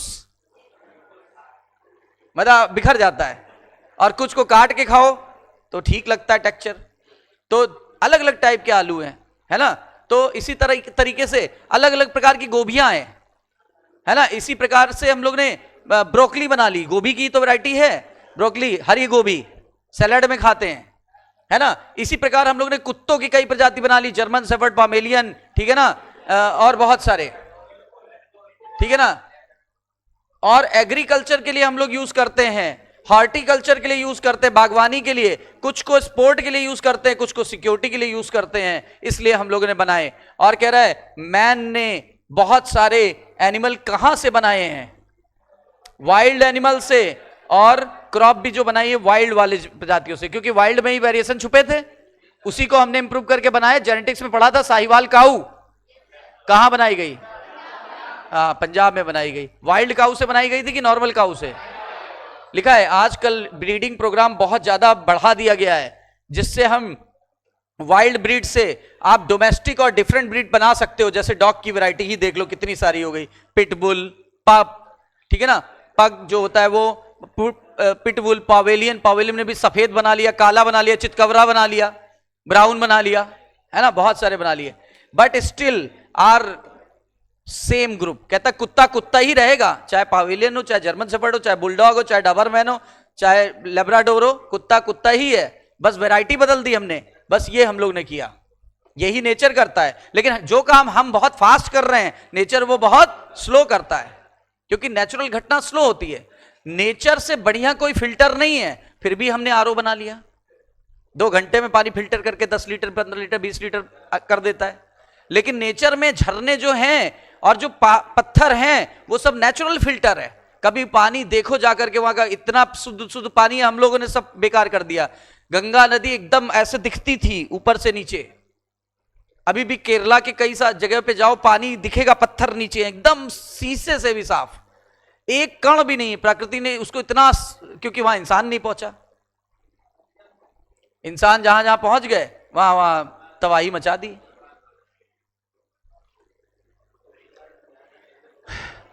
फिर कह रहा है, हाँ, तो ये चीज हम लोग ने यहां तक डिस्कस कर ली। अगले पेज पे चलते हैं। कह रहा है इंडस्ट्रियल मिलेनिज्म एक उदाहरण है नेचुरल सिलेक्शन का। और ये देखो, डार्विन फिंचेस, डार्विन जब गए थे गैलापागोस आइलैंड पे तो उन्होंने एक नई वैरायटी देखी थी। क्या देखी थी? देखा कि ब्लैक कलर की एक बर्ड की प्रजाति थी, और उन्होंने देखा उसके बीक में बहुत सारे वेरिएशन आ रहे थे, लेकिन ये इनके कॉमन एंसेस्टर थे, इनके कॉमन एंसेस्टर थे। तो ये अडैप्टिव रेडिएशन का एग्जांपल है कि अडैप्टिव वो कन्वर्जेंस का? अडैप्टिव रेडिएशन का बेस्ट एग्जांपल है डार्विन फिंचेस। किस कलर की थी? स्मॉल बर्ड थी कि लार्ज? कि इनके एंसेस्टर कैसे थे स्वभाव में? सीड ईटिंग थे, सीड ईटिंग थे। समझ में आई बात? और इंडस्ट्रियल मिलेनिज्म को अभी एक्सप्लेन करेंगे। कह रहा है ये काम कितने दिनों में हुआ? जो काम हमने सैकड़ों साल में कर लिया, वही काम नेचर कर रहा है अरबों साल में। देखो लिखा, man created new breed with in hundreds of year, ठीक है, बट नेचर नहीं कर पाया same over millions of year. उसने मिलियंस ऑफ ईयर लग गए उसको काम करने में। कह रहा मिलियंस ऑफ ईयर लग गए, या बिलियंस ऑफ ईयर भी कह सकते हैं, उतने लग गए। कह रहा एक और इंटरेस्टिंग ऑब्जर्वेशन है इवोल्यूशन का, नेचुरल सिलेक्शन, जो कहां से आया था? इंग्लैंड से। अब पहले इसको समझ लो। ये देखो, पहले इंग्लैंड में इंडस्ट्रीज नहीं थी, इंग्लैंड में इंडस्ट्रीज नहीं थी। मैनचेस्टर एक जगह थी, मैनचेस्टर में पहले इंडस्ट्रीज डेवलप हुई सन 1850 के करीब। 1850 में इंडस्ट्री जब नहीं थी, उसके पहले की बात चल रही है। वहां पर क्या था? देखो, 2 कलर के मौत यानी पतंगे थे। एक का कलर था लाइट और एक का कलर था डार्क। लाइट वाला व्हाइट मोथ बोलते थे, और डार्क वाले को डार्क मोथ या फिर मिलेनिक मोथ बोलते थे, ठीक है ना?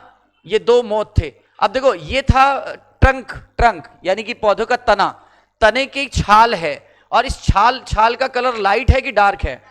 क्योंकि धुआं धक्कर था ही नहीं, जब इंडस्ट्री नहीं थी, चिमनी नहीं थी, धुआं नहीं निकलता था आसपास। बिल्कुल देखो, पौधे एकदम अच्छे हरे भरे रहते हैं, ठीक है। तो यानी ये पौधा बिल्कुल नॉर्मल था, और इस पे लाइकेन बहुत ज्यादा ग्रो कर जाती थी। लाइकेन ग्रो कर जाने के कारण इसको ग्रे कलर मिलता था, लाइट ग्रे कलर। अब ये छुप पाएगा कि ये छुप पाएगा? लाइट वाला लाइट में छुप पाएगा कि डार्क वाला डार्क में छुप पाएगा? जैसे ये पेन है, ये पेन आपको यहां आसानी से दिख रहा है, अगर ये पेन यहां पे रख दिया जाए तो मुश्किल से दिखेगा, सही है कि नहीं? यहां आसानी से दिखेगा, यहां रख दिया जाए देखो मुश्किल से दिखेगा। क्लियर? तो इसका मतलब ये है कि इसीलिए इसको बर्ड नहीं देख पाते थे, और इसको ये छुप जाते थे, कॉमूफ्लेज कर लेते थे अपने आप को। कॉमूफ्लेज का मतलब होता है अपने आप को वातावरण में ब्लेंड कर लेना, अपने आप को वातावरण में छुपा लेना। जैसे टिड्डा भी हरा, घास भी हरी, टिड्डा अपने आप को कहां छुपा लेता है? तो कौन नहीं देख पाता? फ्रॉग नहीं देख पाता। फ्रॉग नहीं देख पाएगा तो उसको खा नहीं पाएगा, फूड साइकिल ब्रेक हो रही है, सही है कि नहीं है? अच्छा, लेकिन बर्ड किसको आसानी से देख पाएगा? डार्क वाले को खा के कम कर देगा कि बढ़ा देगा? इसकी पॉपुलेशन घट गई, इसकी पॉपुलेशन, तो कौन फिट हुआ यहां पे? व्हाइट वाला फिट, और जो फिट होता है उसके बच्चे ज्यादा पैदा होते हैं। इसने ज्यादा अपनी आर वैल्यू को बढ़ा लिया, इसकी आर वैल्यू घटती जा रही है, गायब होने की कगार पे आ गए। ये बढ़ते जा रहे हैं, गायब होंगे नहीं, गायब होने की कगार के पे आ गए, गायब नहीं हुए। अभी लास्ट में बोलेंगे कंप्लीटली कोई गायब नहीं हुआ। अब जब इंडस्ट्री डेवलप हो गई तो क्या बहुत ज्यादा कालिख उड़ने लगी। कालिख को सूट बोलते हैं, सूट यानी काले काले कण और धुआं निकलने लगा, ठीक है। ये यहां आके डिपॉजिट होने लगा। लाइकेन कभी भी प्रदूषण को झेल नहीं पाता, लाइकेन मर गया, ऊपर कालिख इकट्ठा हो गई, ये भी काला, तो दोनों काले तो छुप गया। अब की बार कौन छुपा? डार्क वाला, ठीक है। ये व्हाइट वाला क्या छुप पाया? अब बर्ड किसको देख के शिकार नहीं कर पाती थी? किसका कैमोफ्लेज हो गया? किसको देख पाती थी? अब किसकी आबादी घटने लगी? किसकी आर वैल्यू कम हो गई? किसकी आर वैल्यू बढ़ गई? यानी किसका इस समय कौन अडेप्ट कर पाया था? पहले व्हाइट, इसकी आर वैल्यू ज्यादा थी। अब इस समय कौन अडेप्ट कर पा रहा है? तो natural selection at a time एक ही का तो हो रहा है, ठीक है ना, इसी को बोलते हैं नेचुरल सिलेक्शन। और ऐसा हुआ था करीब 1920 में। देखो पूरा पढ़ देते हैं।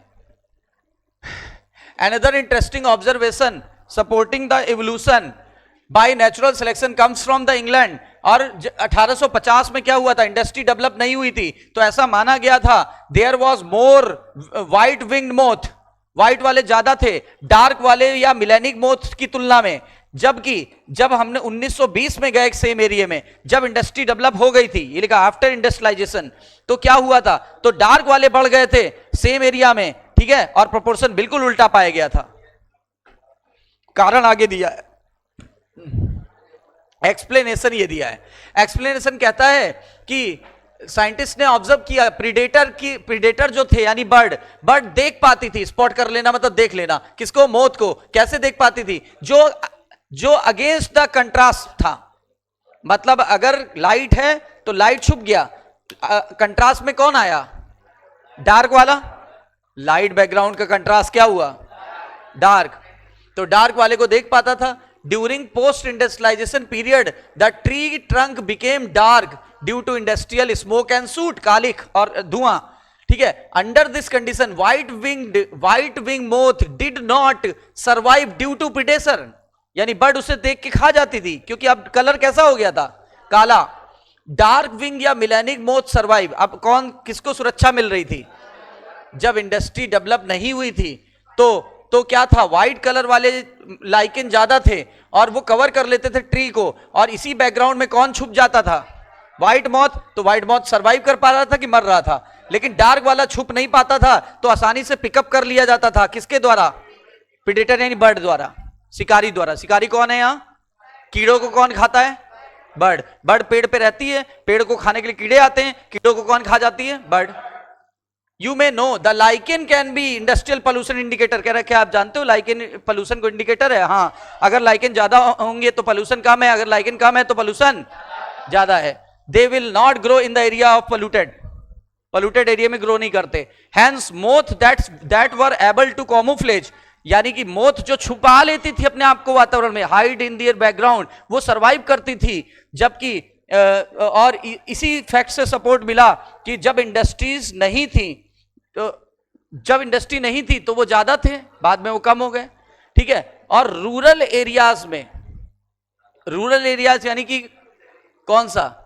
गांव देहात में ऐसा नहीं हुआ था। वहां व्हाइट वाली पहले भी ज्यादा थी, अभी भी ज्यादा थी, क्योंकि वहां कालिक और धूल इंडस्ट्रीज नहीं आती थी, इसीलिए वहां मिलेनिक कम थे और व्हाइट वाले ज्यादा थे। और लिखा है ये इससे शो करता है कि हमेशा मिक्स पॉपुलेशन थी, लेकिन बेटर जो अडेप्ट कर रहा था वही सरवाइव कर पा रहा था, और वही पॉपुलेशन में अपनी जनसंख्या बढ़ा रहा था, अपने नंबर को बढ़ा रहा था। कह रहा याद करो, कोई भी पॉपुलेशन कंप्लीटली विलुप्त नहीं हुई थी, हमेशा कम हुए थे, गायब नहीं। कह रहा इसी तरह से हम लोग ने बहुत ज्यादा हर्ब को मारने के लिए हर्बिसाइड यूज किया, पेस्ट को मारने के लिए पेस्टिसाइड यूज किया, इंसेक्ट को मारने के लिए इंसेक्टिसाइड यूज किया, और अपने अंदर के बैक्टीरिया को मारने के लिए एंटीबायोटिक यूज किया कि नहीं किया? तो इतनी सारी चीजें जब हम लोग ने यूज कर ली तो इसका परिणाम क्या होगा? क्या हो गया? सिलेक्शन, उनका नेचुरल सिलेक्शन हो गया। नेचर ने उनको सेलेक्ट कर लिया। जब नेचर ने उनको सेलेक्ट कर लिया तो उनके अंदर कौन सी वैरायटी सेलेक्ट हुई? रेजिस्टेंस की नॉर्मल रेजिस्टेंस वैरायटी सेलेक्ट हो गई, ठीक है। और कम समय में रेजिस्टेंस वैरायटी का नेचुरल सिलेक्शन हो गया। इसके कह रहा है ये उसके लिए भी साबित होता है, माइक्रोब्स के लिए। मैंने एंटीबायोटिक की बात की थी कि नहीं? तो माइक्रोब्स के लिए भी यही बात होती है साबित, कि जब उसके ऊपर एंटीबायोटिक या दवा लेते हैं तो वो यूकैरियोटिक ऑर्गेनिज्म को किल नहीं करती, बल्कि माइक्रोब्स को किल कर देती है। लेकिन आज की डेट पे एंटीबायोटिक का प्रयोग बढ़ गया है कि घट गया है? एंटीबायोटिक का प्रयोग घट गया है कि बढ़ गया है? तो एंटीबायोटिक का प्रयोग इसलिए बढ़ गया और उसकी एमजी भी बढ़ रही घट रही है। पहले कम 100 mg की गोली दे दो, आराम हो जाता था, क्योंकि उसके अंदर रेजिस्टेंस नहीं था। अब क्या कर दिया गया, अब हम लोग उसको 200 पे आ गए, 250 पे आ गए, 300 पे आ गए, 400 पे, 500 पे आ गए, अब तो 750 भी देते हुए मैंने देखा है। मैंने तो एक डॉक्टर साहब को देखा 1000 mg की दवा दे दी, कह रहे नहीं भाई, जितना गंभीर रोग बचाना है, अब बचाने के लिए 1000 mg की, लेकिन वो लंबा डोज नहीं चला सकते। 500 mg की एंटीबायोटिक 5 दिन दी जाती है, 5 दिन से ज्यादा दे दिया जाएगा, बॉडी के ऊपर बुरा असर हो जाएगा। इसका मतलब रेजिस्टेंस वैरायटी जो होती है, ठीक है, वो कम समय में, मंथ या ईयर्स में ही पैदा हो गई, उसको बहुत सदियां नहीं लगी, नॉट सेंचुरीज, सदियां भी नहीं लगी। आप बताओ, अच्छा ऑल आउट का आविष्कार कब हुआ होगा? आज से हमें लगता है 30 साल पहले। बताओ, अगरबत्ती जो आने लगी अब आने लगी है, कोरोना के बाद ही आ रही है। कोरोना के पहले आपको भी नहीं पता थी, मुझे भी नहीं पता, अब आती महाकाल, डेंगू डॉन, ठीक है ना, और बहुत सारी ड्रैगन, हाँ, तो ऐसे बहुत सारी आने लगी। तो अब क्या है, अब पता है, पहले मैं खुद अपना एक्सपेरिमेंट बता रहा हूं, पहली बार जब आई थी 2022-23 में थी मेरे पास, तो मैं जलाता था सारे मच्छर चित्त, चारों खाने चित्त, कोई टांग उठाए पड़ा है, कोई ऐसे पड़ा है, कोई अपने हाथ में हाथ डाले दोनों पड़े हैं, है ना, तो सब पड़े रहते हैं पूरे दिन और मर जाते थे लिटरली। अब जलाते हैं, सब छुप जाते ऊपर जाके, आपके पास नहीं आएंगे। धुएं का असर जब खत्म, बेहोश भी हो जाते हैं, जैसे ही वो जाता है धुआं खत्म, ऐसे बेटा खूब हमको दूर रखे थे, लो इधर भी काटो, उधर भी काटो, इधर भी काटो, उधर भी काटो, उधर भी काटो। और गर्मियों में होता क्या है, गर्मियों में क्या होता है, हाफ नेकर बरबूडा जिसको बोलते हैं, और आदमी पतली टी शर्ट पहन के सोता है, और गर्मी में इतनी गर्मी लगती कि चद्दर भी नहीं ओढ़ता, तो ऐसी जगह काटते हैं जहां आप कल्पना भी नहीं कर सकते। तो there are example of evolution by anthropogenic action. ये एंथ्रोपोजेनिक एक्शन क्या होता है, क्वेश्चन कैसे बनेगा यहां पे, ये सारे एग्जाम्पल एंथ्रोपोजेनिक एक्शन के हैं, इनके अलावा कोई पूछ लिया जाए तो वो एंथ्रोपोजेनिक एक्शन का एग्जाम्पल नहीं है। और लिखा हुआ है this also tells that evolution is not a directed process. Evolution की कोई दिशा नहीं है, इवोल्यूशन दिशा रहित प्रोसेस है। क्यों? क्योंकि इवोल्यूशन म्यूटेशन द्वारा होता है, म्यूटेशन रैंडम प्रोसेस है और डायरेक्शन लेस प्रोसेस है, ठीक है। In the sense of determinism बोलता है, आप इसको डिटरमाइन करने के रिस्पेक्ट पे डायरेक्शन लेस बोल दो। आप ये नहीं बता सकते कि नेचर अगला कुत्ता कैसा बनाएगी, ये आप नहीं बता सकते, ठीक है ना, या हम अगला कुत्ता कैसा तैयार कर पाएंगे ये हमें नहीं पता। ये तो एक्सपेरिमेंट करने के बाद कुत्ता बना, पैदा हुआ, देखा अरे बहुत ज्यादा बाल है इसके, बहुत क्यूट लग रहा है, बहुत क्यूट लग रहा है, तो आओ इसका नाम पावेलियन रख दे, है ना। फिर तो देखो सफेद वाला दिया तो हर आदमी को वो चाहिए होता जो उसके पास अलग हो, तो बोला एक बार कोई रूठ गई तो उसने बोला भाई ये सफेद वाला हमको नहीं चाहिए, हमको काला ही ला के दो, हमको काला ही ला के दो, है। तो साइंटिस्ट को पता चला, साइंटिस्ट का लो हम काला बना देते, लो जब काला बना दिया तो बोले हमको चितकबरा चाहिए, हमको चितकबरा चाहिए, चितकबरा बना दिया। अब जो जनजी आई है वो पिंक भी बनाएगी, पिंक अभी बना नहीं है, बनेगी, अभी ये जनरेशन बनाएगी। It is stochastic process. मतलब क्या होता है, ये लाइन बहुत इंपॉर्टेंट है, ये लाइन बड़ी इंपॉर्टेंट है, स्टेटमेंट में क्वेश्चन आएगा यहां से। ये स्टोकेस्टिक प्रोसेस है, मतलब अनेक संभावनाएं हैं। नेचर के दिमाग में कितनी संभावनाएं हैं, लेकिन कौन सी एट ए टाइम बनेगी ये नहीं पता, ये नहीं पता, ठीक है ना। लिखा है based on the chance event, कहता है ये चांस की बात है, नेचर में चांस की बात है, क्योंकि म्यूटेशन भी कैसे होता है, चांस से होता है। कब होगा नहीं पता, कैसे होगा नहीं पता, कैसे होगा ये पता है पर कब होगा नहीं पता, कितने टाइम बाद होगा नहीं पता, ठीक है ना, किस दिशा में जाएगा ये नहीं पता, इसीलिए स्टोकेस्टिक प्रोसेस है। तो कैसी प्रोसेस है, स्टोकेस्टिक है। ये एक थोड़ी सी बात बता दें यार, एडेप्टिव रेडिएशन क्या होता है। जब डार्विन गए थे कहां, गैलापागोस आइलैंड, तब उन्होंने एक क्रिएचर की विचित्र प्रजाति देखी थी, हमने अभी बताया था, स्मॉल बर्ड, नाम डार्विन फिंचेस। उन्होंने इसे आश्चर्य, मतलब इस प्रजाति को देख के वो आश्चर्य में पड़ गए और उन्होंने रियलाइज किया कि बहुत सारी वैरायटी फिंचेस की थी, कहां, सेम आइलैंड यानी गैलापागोस आइलैंड पर। ये जितनी वैरायटी थी ये इवॉल्व हुई थी अपने आप की, हम लोगों ने इवॉल्व की थी। मतलब नेचुरल सिलेक्शन हुआ था कि आर्टिफिशियल? ठीक है। और ये सब किससे बनी थी? ओरिजिनल सीड ईटिंग बर्ड से बनी थी। और सबके उसके बाद सबका बीक बदलता चला गया, और बदलता इसलिए चला गया क्योंकि कोई हो गया इंसेक्टिवोरस, कोई हो गया वेजिटेरियन, कोई हो गया फ्रूगीवोरस, कोई फ्रूट खाने लगा, कोई आम खाने लगा, कोई अमरूद खाने लगा, कोई कीड़े खाने लगा, कोई बड़े कीड़े खाने लगा, कोई छोटे कीड़े खाने लगा। सबके बीक में परिवर्तन आ गया, और यही इन्होंने डिफरेंट स्पीसीज बना दिया। कहां पे? सेम आइलैंड पर। From A point literally radiating, मतलब एक पॉइंट से सब अलग अलग दिशाओं में चले गए, सब अलग अलग दिशाओं में चले गए। इनके एंसेस्टर कॉमन थे, इसीलिए ये किसका एग्जाम्पल बन गए? एडेप्टिव रेडिएशन का। बता भी चुका हूं मैं अभी फिगर में। डार्विन की फिंचेस बेस्ट एग्जाम्पल है, यहां से क्वेश्चन आ चुका है। फिर बोला गया दूसरा एग्जाम्पल ऑस्ट्रेलियन मार्सुपियल्स, यानी ऑस्ट्रेलिया के मैमल। ऑस्ट्रेलिया चारों तरफ से पानी से घिरा हुआ है, ना तो कोई जीव यहां जा सकता है ना यहां से आ सकता है। तो जब गया ही नहीं तो कंपटीशन ही नहीं हुआ। जब कंपटीशन ही नहीं हुआ तो यहां जैसे जीव दुनिया में कहीं नहीं पाए जाते, और दुनिया में पाए जाने वाले जीव यहां नहीं पाए जाते। ना जा सकता है ना आ सकता है। आप बोलोगे फ्लाइट से कौन सा हाथी गया है फ्लाइट से? बताओ, कौन सा शेर गया फ्लाइट से? कहां पैसे थे? कौन सी एयर होस्टेस ले गई थी? तो ये हो गया क्लियर।